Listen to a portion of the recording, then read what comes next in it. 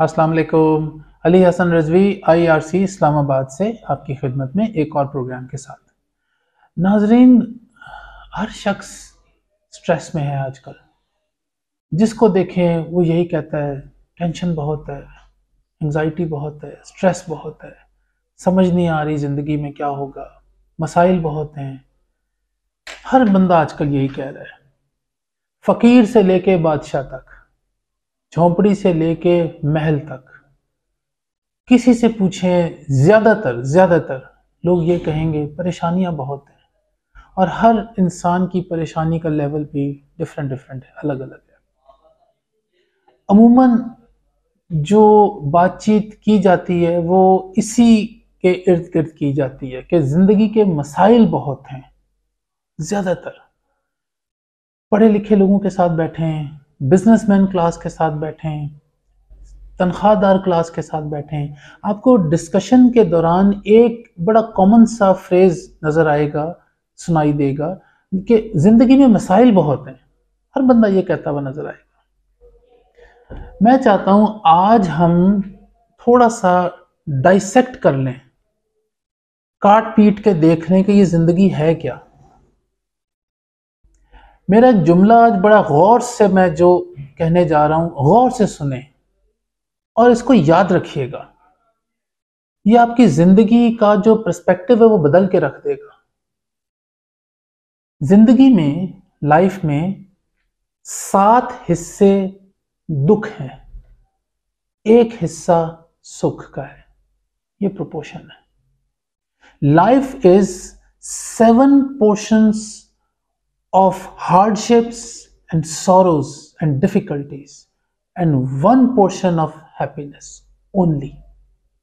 पहले तो ये समझ लें कि जिंदगी है क्या, उसके बाद हम कंप्लेंट करें और गिले शिकवे करें ना कि हमें समझ क्यों नहीं आ रही कि ये जिंदगी है क्या। हम पहले समझ तो लें। हर दिन ईद का दिन नहीं और हर रात चांद रात नहीं, उर्दू का मुहावरा है ना। इसी तरह अंग्रेजी में कहते हैं every day is not Christmas and every eve is not Christmas ewe.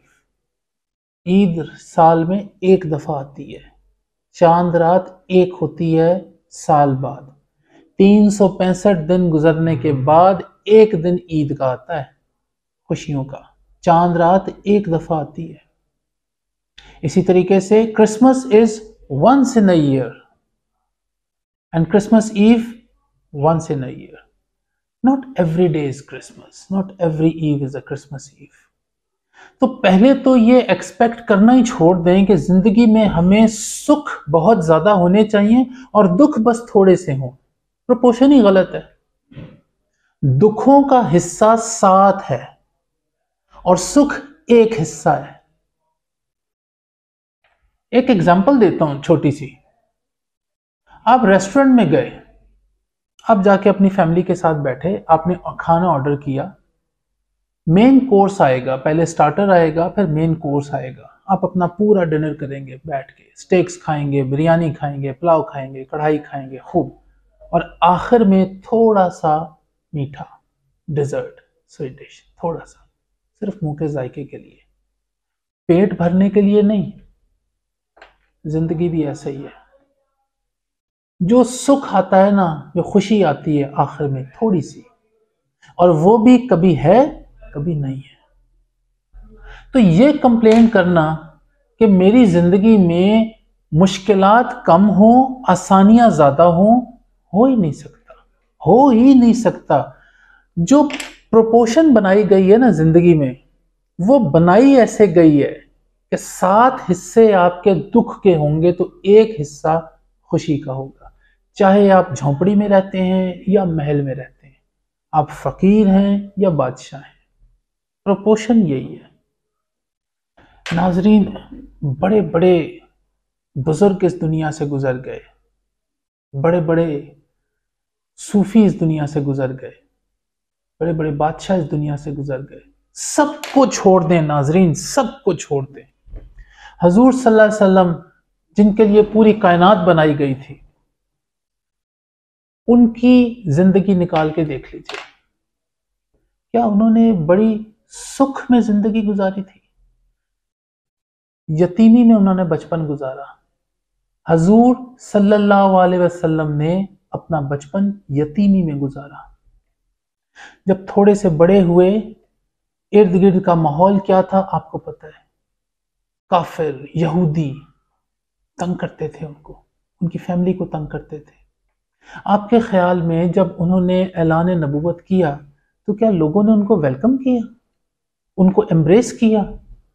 शदीद मुखालफत की उनकी। यही यहूदी, यही काफिर, नाउज़ुबिल्लाह, पत्थर तक बरसाए गए हजूर सल्लल्लाहु अलैहि वसल्लम के ऊपर, पत्थर मारे गए उनको।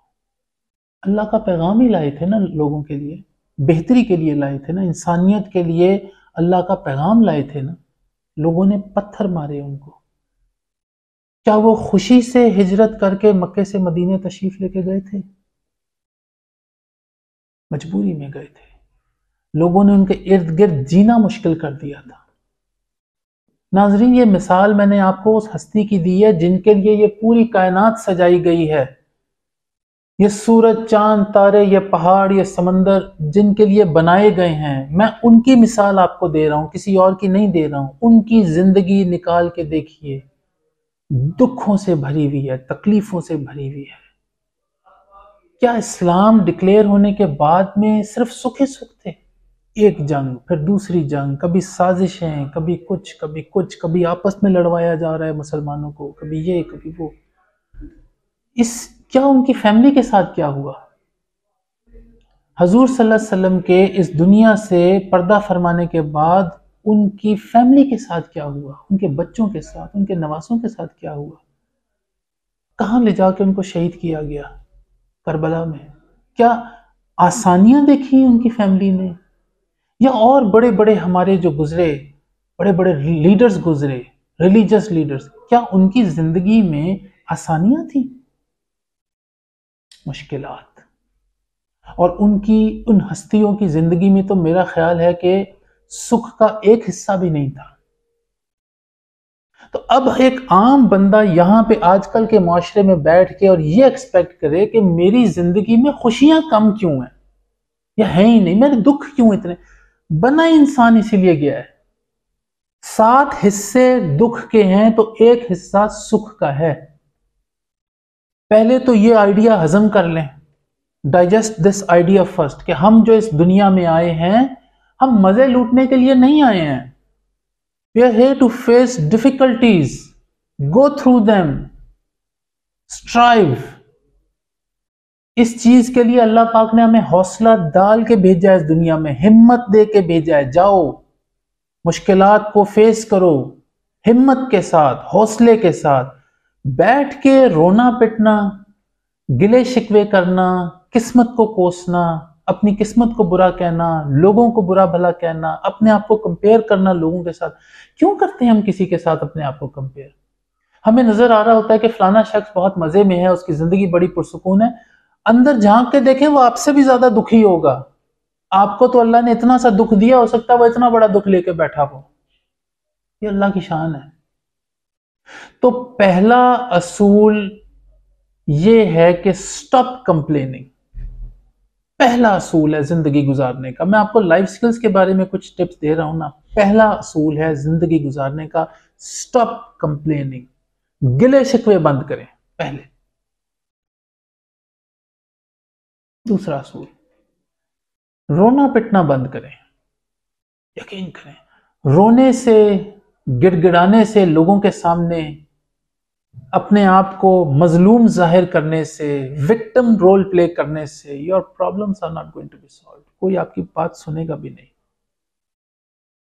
दूसरा हो गया। तीसरा अहम असूल, ये शाउटिंग करना छोड़ दीजिए, चीखना चिल्लाना छोड़ दीजिए। It's not a problem solver. Shout करना, चीखना, चिल्लाना, ऊंची आवाज में गरजना, इससे मसले हल नहीं होते, बिल्कुल नहीं होते। ये कॉन्सेप्ट ही गलत है। इससे मसले और बनते हैं और बढ़ते हैं। तो आपने आज ये भी सीख लिया, शाउट करने से भी मसले हल नहीं होंगे, चीखना चिल्लाना, ऊंची ऊंची आवाज में गरजना, इससे मसले हल नहीं होते। रोना, गिड़गिड़ाना लोगों के सामने, भीख मांगना, विक्टिम रोल प्ले करना, अपने आप को मजलूम साबित करना, मसला हल नहीं होगा। और तीसरी चीज आपको बड़ी इंपॉर्टेंट बताई है, कंप्लेन करना छोड़ दें, शिकायत करनी छोड़ दें। कौन सुनेगा आपकी शिकायत? कौन उस पर कोई काम करेगा? ये हम समझते हैं ना कि मैंने उसकी शिकायत लगानी छोड़ दें आज से। ये मैं आपको टिप्स दे रहा हूं।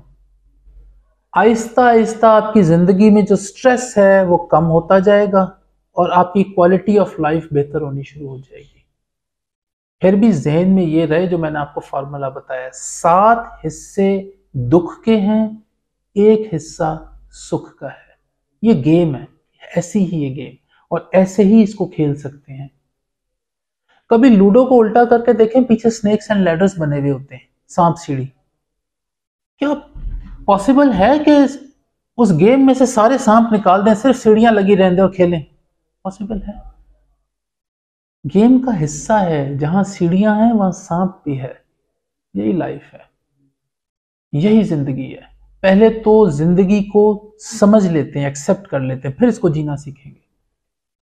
अगले प्रोग्राम में आपके साथ जिंदगी को समझने के लिए मैं आपके लिए कुछ नए टिप्स लेके आऊंगा, और साथ साथ स्ट्रेस को मैनेज करने के लिए कुछ नए आइडियाज दूंगा इंशाल्लाह।